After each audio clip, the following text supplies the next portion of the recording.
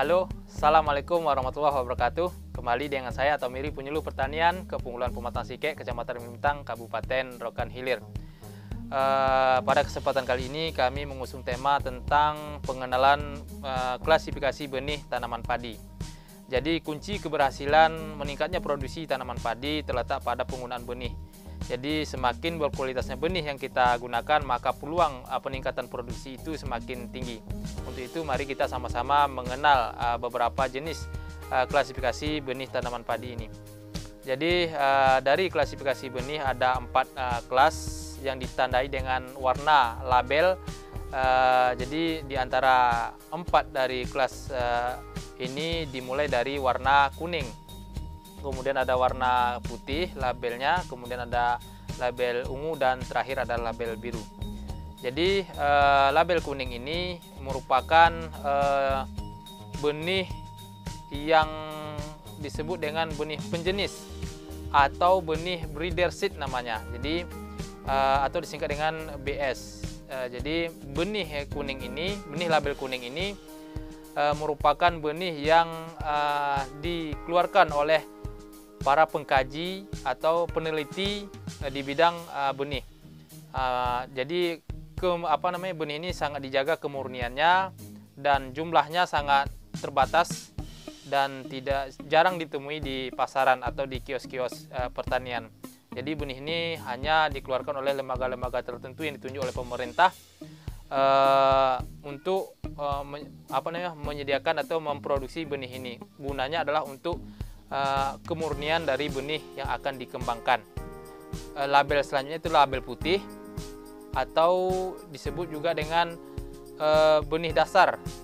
Jadi label putih ini disebut juga dengan label benih dasar atau foundation seed atau PS.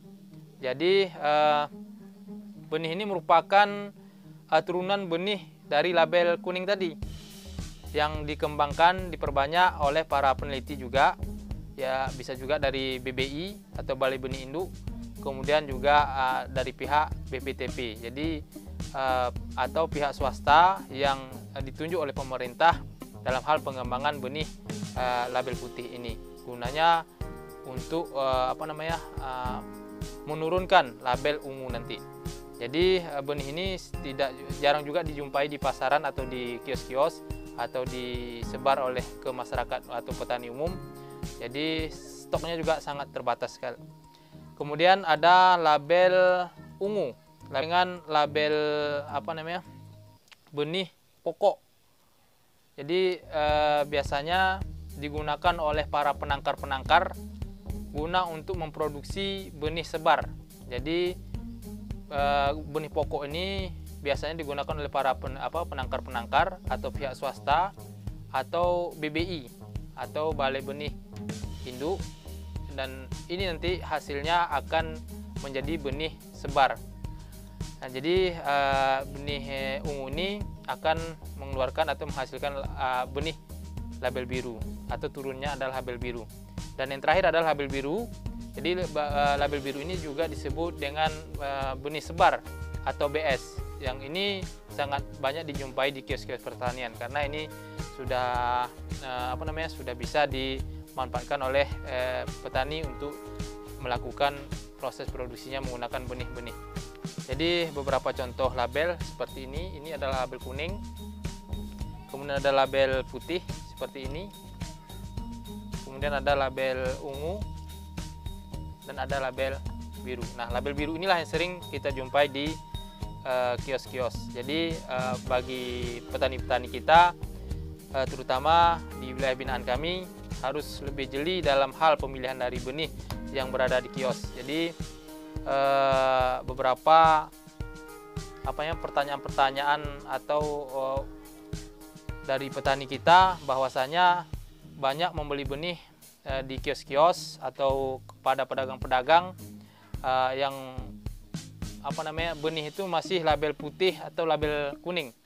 Maka dari itu kami selaku penyuluh pertanian menghimbau agar supaya petani ini lebih jeli dalam hal pemilihan benih ini, karena kalau label putih dan label kuning itu biasanya dikeluarkan oleh lembaga-lembaga tertentu.